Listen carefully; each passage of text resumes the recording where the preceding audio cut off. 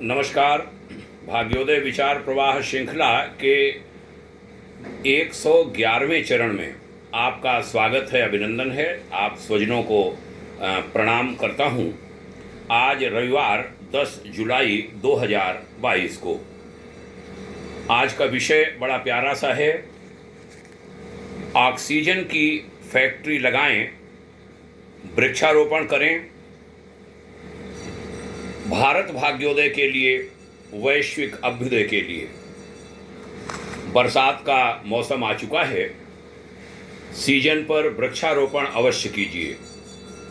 यह आह्वान भाग्योदय परिवार का आप स्वजनों से, देशवासियों से। हर बरस एक ड्राइव चलता है, एक अभियान बृहद वृक्षारोपण का लक्ष्य रखा जाता है, रखना भी चाहिए। पौध बढ़ती है, वन विभाग, उद्यान विभाग सभी का योगदान होता है उसमें। अनेक लोक सेवी संस्थाएं भी सक्रिय होती हैं, कईयों के काम बड़े सराहनीय होते हैं। इससे जनता का उत्साहवर्धन भी होता है और वैयक्तिक स्तर पर लोग वृक्षारोपण के लिए प्रेरित होते हैं। बस ध्यान यह रहे कि अधिक से अधिक पौधे सर्वाइव करें। रोपना, संख्या गिनना, जोड़ देना, छप जाना, यही पर्याप्त नहीं। ये कहा जाने लगता है कि जितनी संख्या वृक्षारोपणों की जोड़कर बताई जाती है सरकारों द्वारा और संस्थाओं के द्वारा, उतनी तो जमीन भी नहीं है। ये बात ठीक नहीं। भाग्योदय फाउंडेशन का आह्वान है कि हर जन वृक्षारोपण करे। सरकारों की इच्छा शक्ति और जनता का समर्थन हो तभी बात बनेगी। कार्यक्रम कोई भी हो, योजना कोई भी बने, तभी बात बनेगी। वृक्षारोपण को भावना से, आस्थाओं से जोड़ा जाए, तब ज़्यादा सफलता मिलेगी। जैसे जन्मदिन के मौके पर, विवाह दिन के अवसर पर, अन्य जो जीवन के संस्कार होते हैं उनकी याद में, अपने दिवंगतों की याद में पौधे लगे, उससे भावना जुड़ती है। हमने ये करके और कराकर देखा है। उस पौधे से व्यक्ति का लगाव हो जाता है, भावनात्मक लगाव। हमारे कोई उद्घाटन हो, कोई शुभारंभ जब हम करते हैं, कोई भी नया काम, नई शुरुआत, उस समय हमारे पौधे लगे, वृक्षारोपण हो। पौधों को बचाने का संकल्प जब हम भावनात्मक तरीके से जोड़ देते हैं, तब ज़्यादा दृढ़ हो जाता है, भावनात्मक लगाव हो जाता है पौधे से, वृक्ष से। और ध्यान देने की बात यह है कि वृक्ष जो हैं उन्हें बचाने पर हमारा जोर हो, वैयक्तिक स्तर पर भी, समाज का, सरकारों का भी। अभी हो क्या रहा, लगने से ज़्यादा कट जाते हैं। हमारे देश में 35 अरब पेड़ हैं, भारत में कट खूब रहे हैं। सरवाइव करने का जो क्या कहेंगे रेशियो है वो कम होता है और कटने का ज़्यादा। दुनिया भर में पर पर्सन, प्रति व्यक्ति 422 पेड़ हैं, ये संख्या बताती है। हमारे भारत में प्रति व्यक्ति केवल 28 पेड़ हैं। ये चिंताजनक विषय है। हमने बीते माह 5 जून के रविवासरीय में, इसी भाग्योदय विचार प्रवाह श्रृंखला में, पेड़ों के बारे में कुछ विशेष जानकारियां जन सामान्य को दी थीं। उसको भी सभी को पुनः सुनना चाहिए। उसमें वृक्षों के लाभ, उनके जीवन, उनकी बीमारियों आदि की भी चर्चा हमने करी थी। वृक्ष हमारे सच्चे और अस्थायी साथी होते हैं। वे सच्चे मित्र होते हैं हमारे। एक प्रसंग सुनाऊंगा, उसको कहानी समझें, कथा कहने समझें। एक युवक था, गांव का रहने वाला। एक पौधा बचपन में उससे रोपवाया गया। वो पौधा और वो बालक साथ साथ बड़ा हुआ। बालक जवान हुआ, उधर पेड़ भी बड़ा हो चुका था। बालक, युवक विवाह हो चुका था, अपने शहर गया रोजी रोटी की तलाश में, रोजी रोटी ढंग से थी नहीं। वहाँ से गांव आता, उदास होता, कमाई नहीं हो पा रही है, जो बच्चों की संख्या है, परिवार की जिम्मेदारियां हैं, उसके अनुरूप। पेड़ के नीचे बैठा पेड़ ने कहा, मित्र तुम उदास क्यों हो?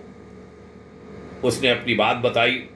पेड़ ने कहा कि मैं पत्ते अपने झाड़ देता हूँ, इनको बेच कर इनसे जो पैसा मिले अपने काम में ले लो। वह ले गया, काम चला, दोबारा फिर आया, फिर वही उदास। उसने पेड़ ने फिर से पूछा, क्या हो गया मित्र? फिर वही रोना। उसने कहा, हमारी टहनियाँ काट लो, बेच लेना, परिवार का काम चला लेना। उसने वैसा ही किया। पेड़ फिर आया, क्षमा करें, मित्र फिर आया। पेड़ ने फिर पूछा, उदास क्यों हो? तो उसने और डाली काटने को कहा। जब समस्या सुनी,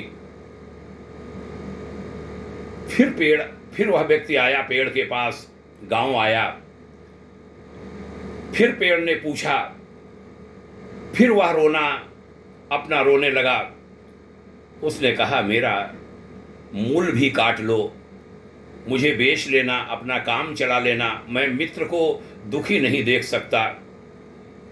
कहते हैं, हमारे गुरुदेव यह प्रसंग सुनाते हुए कहते थे कि उस गांव के व्यक्ति ने, जो शहर जा चुका था, पूरे पेड़ को काट डाला, लकड़ियां बेची, कितने दिन काम चला होगा नहीं मालूम।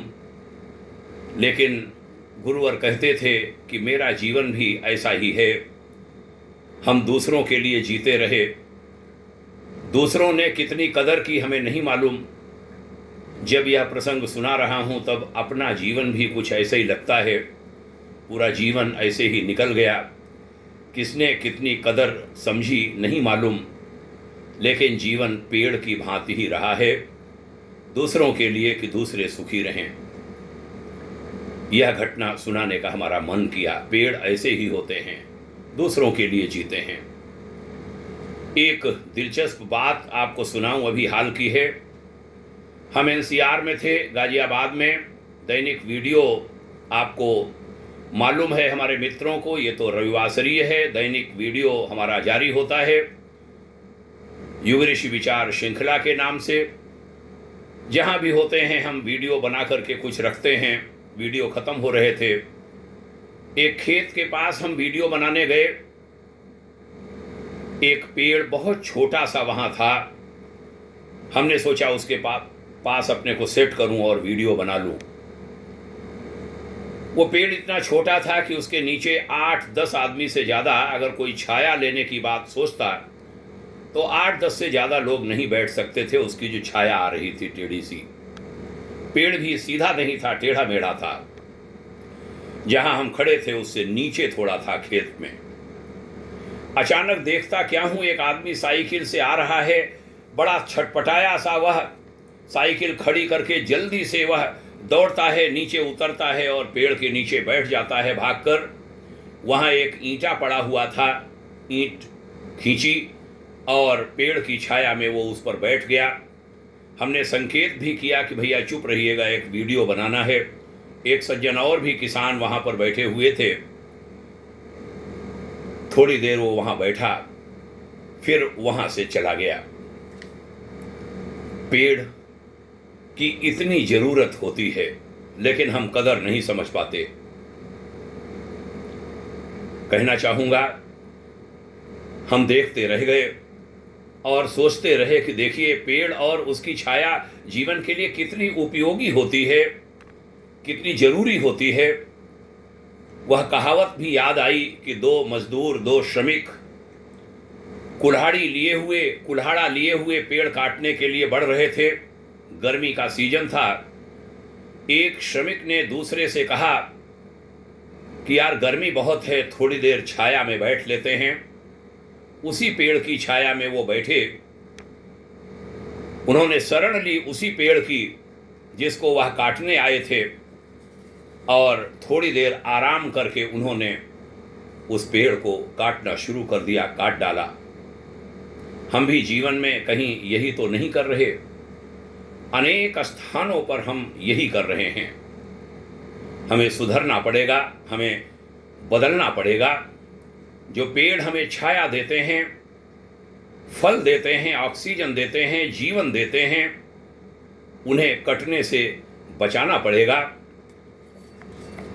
जो संस्कृति हमें पोषण देती है, संरक्षण देती है, उसे बचाना पड़ेगा। अपनी भारतीय संस्कृति को, देव संस्कृति को, जिस पर बहुत सारे लोग चोट करने के लिए खड़े हुए हैं, उस संस्कृति को हमें समुन्नत बनाना पड़ेगा, समृद्ध बनाना पड़ेगा। आगे तो बढ़ के ये कहना चाहूँगा कि जो देश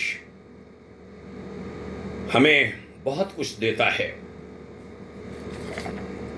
जो देश हमें सारे के सारे आधार देता है, अनेक अधिकार देता है, जीवनोपयोगी अधिकार, उसे कमजोर होने से बचाना पड़ेगा। अपने राष्ट्र को मजबूत और सशक्त बनाना पड़ेगा, कुटिल निगाहों से बचाना पड़ेगा। आइए हम सब प्रकृति के पोषक बने, प्रकृति का पोषण करें, पर्यावरण को बच्चे की भांति सें और उसे ताकतवर बनाएं। यह समय की बहुत बड़ी ज़रूरत है। जब हम ऐसा कर सकेंगे तभी हम सुरक्षित रह सकेंगे, तभी हम जिंदा रह सकेंगे, जीवित रह सकेंगे, और हम तभी सशक्त बन सकेंगे। आइए अपनी भावी पीढ़ियों के लिए अच्छी संख्या में पेड़ छोड़ कर जाएं, अच्छी हवा और पर्याप्त जल की गारंटी देकर के जाएं, अपने जीवन को सार्थक बना लें। बहनों और भाइयों, भाग्योदय विचार प्रवाह श्रृंखला का यह चरण आपने सुना, आभारी हूँ।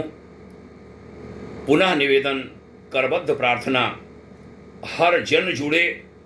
यह काम केवल वन विभाग का नहीं है, केवल उद्यान विभाग का नहीं है, केवल सरकारों का नहीं है, केवल कुछ पर्यावरण संरक्षण के काम में लगी हुई संस्थाओं का नहीं है।